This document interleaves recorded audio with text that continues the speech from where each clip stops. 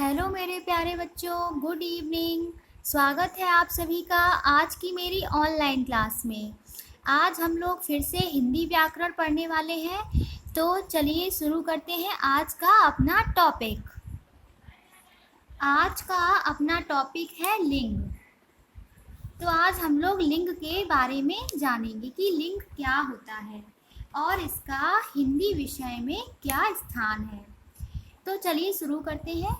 यहाँ पर मैंने दो वाक्य लिखे हैं। पहला है पिताजी अखबार पढ़ रहे हैं और दूसरा लिखा है माताजी पूजा कर रही हैं।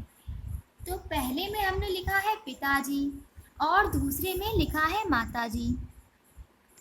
तो इतना तो आपको पता होगा कि ये जो दोनों शब्द हैं ये आपके संज्ञा शब्द हैं और जो लिंग होता है वो क्या होता है?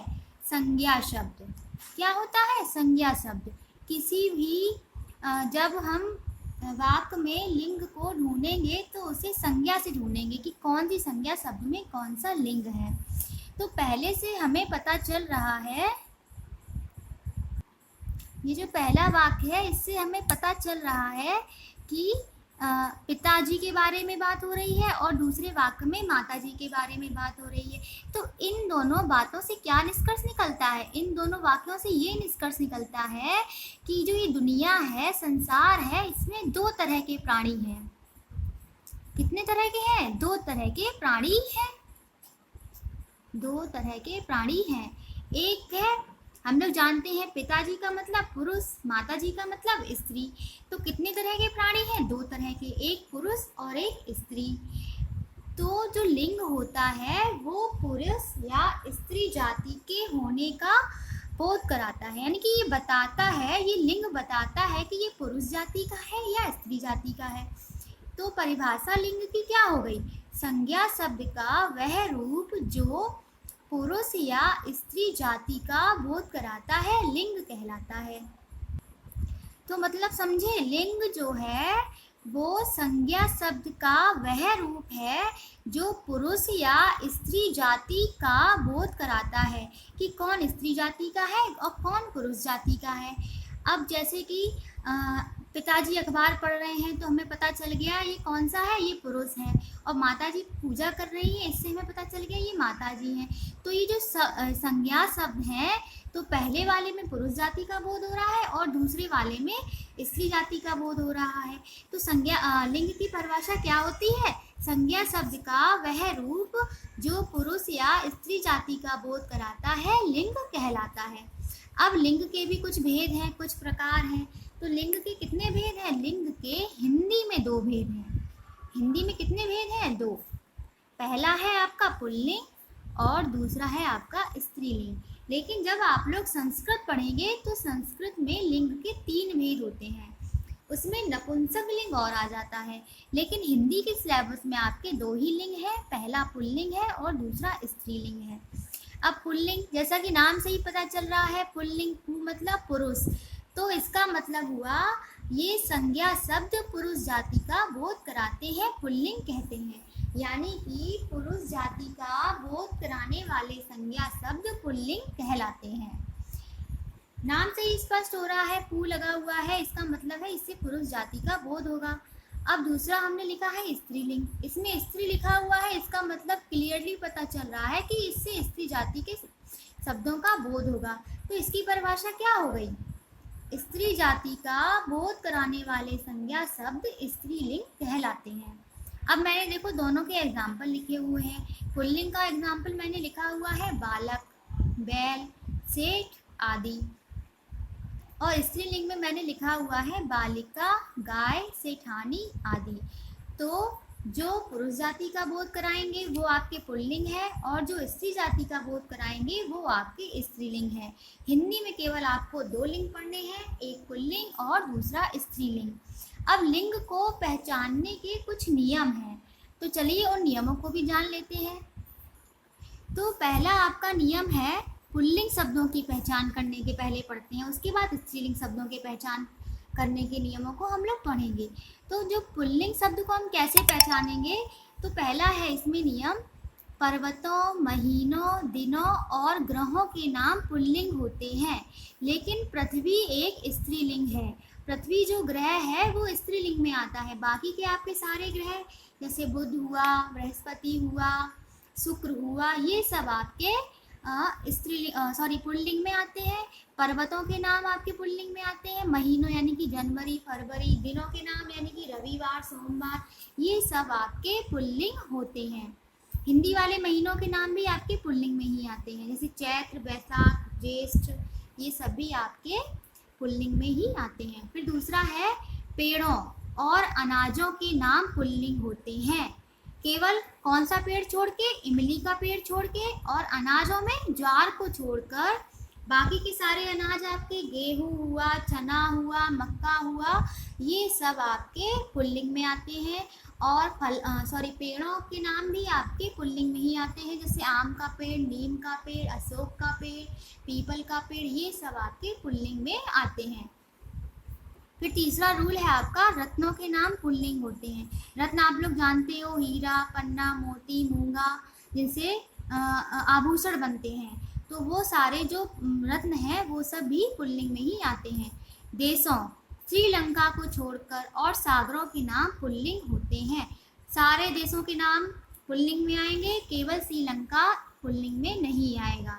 और सारे सागरों के नाम भी पुल्लिंग में आते हैं। हिंद महासागर, प्रशांत महासागर, आर्कटिक महासागर, आपके जितने भी महासागर या सागर हैं वो आपके पुल्लिंग में ही आते हैं। शरीर के कुछ अंगों के नाम पुल्लिंग होते हैं, जैसे कान, हाथ, मुंह, गला, दांत, ये सब आपके पुल्लिंग में आते हैं। और नियम इसका अगला है, जिन शब्दों के अंत में आपा, खाना, आ, पन आते हैं वे पुल्लिंग होते हैं, जैसे बुढ़ापा, डाक खाना, दवा खाना, चुनाव, बचपन आदि आपके कौन से शब्द हैं, पुल्लिंग शब्द के अंतर्गत आते हैं। पहचानने के लिए आपको बताया गया है, जिन शब्दों के अंत में आपा आए, खाना आए, आओ आए या पन आए, तो वो आपके किस में आएंगे, पुल्लिंग में आएंगे। और जिन शब्दों के अंत में एरा, वाला, दान आते हैं वे पुल्लिंग होते हैं, जैसे सपेरा, चाय वाला, दूध वाला, सब्जी वाला, फूलदान, ये सब आपके क्या हो जाएंगे, ये सब आपके पुल्लिंग में हो जाएंगे। क्या क्या पहचान है, जिन शब्दों के अंत में या तो आपा हो, खाना, आओ, पन, एरा, वाला, दान, अगर ये शब्द आपको किसी शब्द के अंत में मिलते हैं तो वो शब्द आपके पुल्लिंग के अंतर्गत आएंगे। अब स्त्रीलिंग शब्दों की पहचान के कुछ नियम बताए गए हैं, इनको भी पढ़ लेते हैं। नदियों, भारतीय तिथियों, भाषाओं, बोलियों, इन सब के नाम स्त्रीलिंग के अंतर्गत आएंगे। किसके किसके, नदियों के, भारतीय तिथियों के, भाषाओं के और बोलियों के। जैसे बोलियां आपकी कौन कौन हो गई, अवधी हो गई, भोजपुरी हो गई, ब्रज हो गई, ये सारी बोलियां आपकी किस में आएंगी, स्त्रीलिंग में आएंगी। नदियां जैसे गंगा, यमुना, सरस्वती, कावेरी, नर्मदा, तो जितनी भी नदियां हैं आपकी वो भी किस में आएंगी, स्त्रीलिंग में आएंगी। अब भारतीय तिथि मतलब जैसे प्रथमा, द्वितीया, परवा नहीं होती है, परवा द्योज, तो यानी प्रथमा, द्वितीया, तृतीया, चतुर्थी, पंचमी, ये सारी भारतीय तिथियां जो है वो भी आपकी स्त्रीलिंग में आती है। भाषाएं यानी हिंदी, अंग्रेजी, चाइनीज, स्पेनिश, रशियन, ये सब भी, ये सारी भाषाएं भी किस में आएंगी, स्त्रीलिंग में आएंगी। अब दूसरा नियम है, नक्षत्रों के नाम स्त्रीलिंग होते हैं।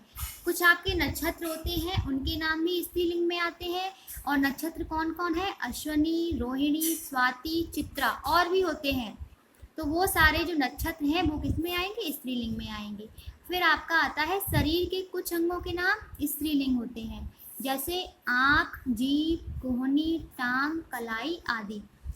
शरीर के कुछ अंग आपके पुल्लिंग में भी आएंगे और कुछ अंग स्त्रीलिंग में भी आएंगे। पुल्लिंग में कौन कौन आता है, कान आता है, हाथ आता है, मुख आता है, गला आता है और दांत आता है। और स्त्रीलिंग में आँख, जीभ, कोहनी, टांग, कलाई। फिर दूसरा नियम है, जिन शब्दों के अंत में उ या आ आए, जैसे वायु या दया आदि, यानी कि जिन शब्दों के अंत में आपको उ या आ दिखेगा वो भी आपके स्त्रीलिंग शब्द होंगे। और जिन शब्दों के अंत में ई, या, आई और आवट आएंगे वो भी आपके स्त्रीलिंग शब्द होंगे। उदाहरण दिए गए हैं, नदी यानी कि ई आया नदी, ईया मतलब गुड़िया, बुढ़िया, तो ये सब क्या है आपके स्त्रीलिंग शब्द हैं। आई मिठाई, मिठाई आपका स्त्रीलिंग शब्द है। आवट में सजावट, लिखावट, बनावट, तो ये जो है वो सब आपके स्त्रीलिंग शब्दों में आते हैं। तो ये जो स्त्रीलिंग और पुल्लिंग शब्दों की पहचान के लिए जो मैंने नियम बताए हैं वो आपको याद रखने पड़ेंगे, ताकि आप आसानी से स्त्रीलिंग और पुल्लिंग शब्दों की पहचान कर सकें। अब हिंदी भाषा में कुछ शब्द ऐसे होते हैं जिनके लिंग नहीं बदलते हैं, यानी कि उनका कोई वो नहीं होता कि ये पुल्लिंग में होगा कि स्त्रीलिंग में होता, इनके लिंग नहीं बदलते हैं। जैसे राष्ट्रपति, तो राष्ट्रपति अगर पुल्लिंग हम मान लें तो राष्ट्रपति का स्त्रीलिंग नहीं बनेगा।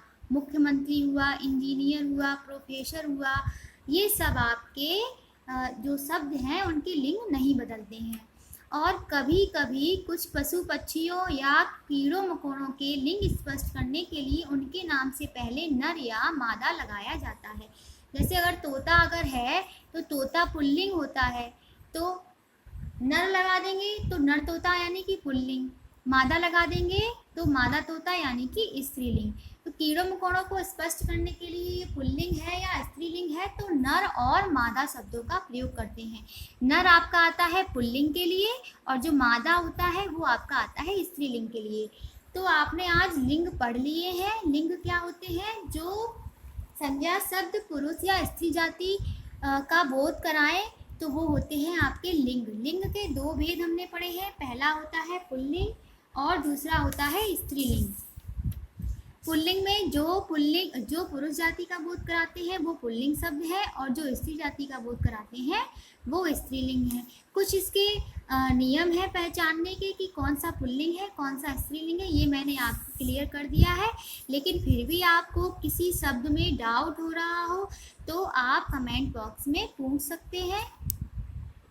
एक चीज़ और समझ लेते हैं, जैसे अगर आपको पुल्लिंग में दिया जाए और उसको स्त्रीलिंग में बनाना हो तो वो कैसे बनाएंगे। जैसे मैंने एक शब्द लिखा है नौकर। नौकर कैसा शब्द है? पुल्लिंग शब्द है। इसका स्त्रीलिंग बनाना है। नौकर कैसा है? पुल्लिंग है। इसका बनाना है स्त्रीलिंग।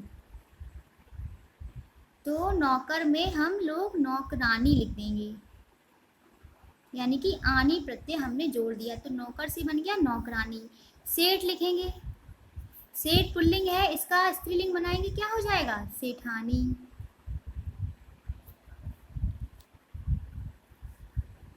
लेखक, लेखक क्या है? पुल्लिंग है, इसका स्त्रीलिंग क्या करेंगे? लेखिका।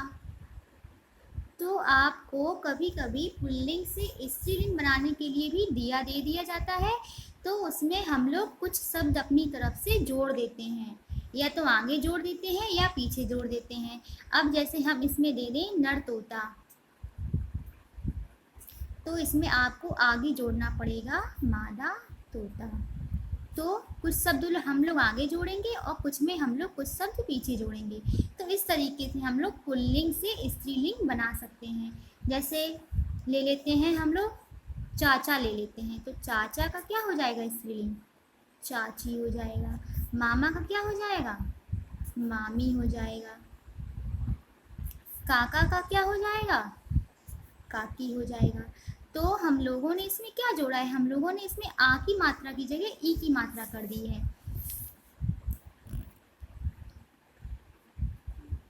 अब हमने बंदर लिया, अब बंदर का क्या होता है स्त्रीलिंग? बंदरिया। बूढ़ा लिया तो बूढ़ा का क्या हो जाएगा स्त्रीलिंग? बुढ़िया।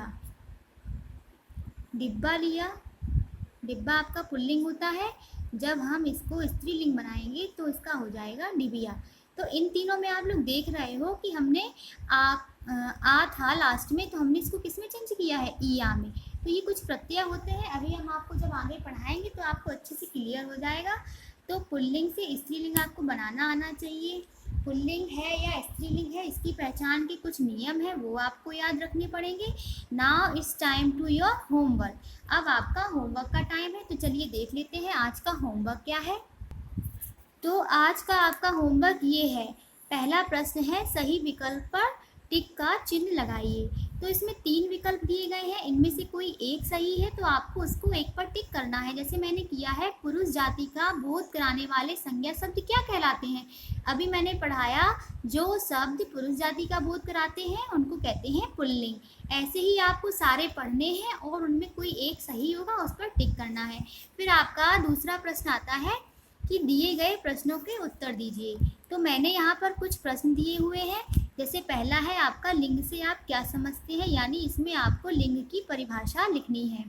दूसरा प्रश्न है, लिंग के कितने भेद होते हैं, नाम लिखिए। लिंग के मैंने 2 भेद बताए हैं, दोनों भेदों के आपको नाम लिखने हैं। पहला होता है पुल्लिंग, दूसरा होता है स्त्रीलिंग। फिर तीसरा लिखा है प्रश्न, पुल्लिंग और स्त्रीलिंग में अंतर स्पष्ट कीजिए। यानी आपको इसमें अंतर स्पष्ट करना है। इसके लिए आपको कुछ नहीं करना है, केवल दोनों की परिभाषाएं लिख देनी है, तो अंतर अपने आप ही स्पष्ट हो जाएगा। फिर आपका लास्ट प्रश्न है, शरीर के कौन से अंग स्त्रीलिंग है और कौन से अंग पुल्लिंग होते हैं। मैंने अभी आपको बताया है, कुछ अंग स्त्रीलिंग में आते हैं, कुछ अंग पुल्लिंग में आते हैं। तो आपको वीडियो पहले देखना है, उसके बाद ये सारे प्रश्नों के उत्तर अपनी कॉपी में लिखने हैं। फिर आपका तीसरा प्रश्न है, दिए गए वाक्यों में रंगीन शब्दों के लिंग बताइए। तो इनमें ये जो वाक्य दिए गए हैं, इनमें कुछ रंगीन शब्द दिए गए हैं, आपको दिखाई दे रहे होंगे ये ब्लू कलर के रंगीन शब्द। तो आपको ये जो कलर शब्द दिख रहे हैं, उनमें आपको लिखना है ये पुल्लिंग है या स्त्रीलिंग है। तो दूध वाला कैसा है, पुल्लिंग है। जिनके अंत में वाला आएगा वो सारे शब्द आपके पुल्लिंग होते हैं। अध्यापिका क्या है, ये आपका स्त्रीलिंग है। तो आपको बाकी के भी सारे लिखने हैं ढूंढ कर कि कौन सा पुल्लिंग है और कौन सा स्त्रीलिंग है। और आपका आज का आखिरी प्रश्न है, दी गई वर्ग पहेली में से कोई 8 स्त्रीलिंग शब्द ढूंढकर लिखिए। ये देखिए, एक वर्ग पहेली बनी हुई है, आप सभी को दिखाई दे रही है। इसमें 8 कोई स्त्रीलिंग शब्द हैं जिनको आपको इस स्थान पर लिखना है। आपको अपनी कॉपी में ऐसे ही बना लेना है और फिर उसमें से 8 स्त्रीलिंग के शब्द ढूंढने हैं। जैसे एक मुझे देखो ये दिखाई दे रहा है, बुढ़िया। तो ये बुढ़िया मुझे मिल गया है, तो मैं इसको यहाँ पे लिख ले रही हूँ ताकि बार बार हमें ये ना मिले। अब आपको दूसरा क्या दिख रहा है, एक देखो ये भी दिख रहा है, ग्वालिन। तो ग्वालिन भी लिख लेंगे। ऐसे ही आपको इसमें 8 शब्द मिलेंगे। सारे बच्चों को 8-8 शब्द ढूंढने हैं। जिसको नहीं मिले वो आके कल मुझसे पूछ सकता है। आई होप आपको सारा होमवर्क समझ में आ गया होगा। फिर भी अगर कोई प्रॉब्लम हो रही हो तो पहले आप वीडियो देखिए, फिर इसको समझिए। अगर ना समझ में आए तो आप मुझसे पूछ भी सकते हैं। Thank you for watching. Bye bye, take care.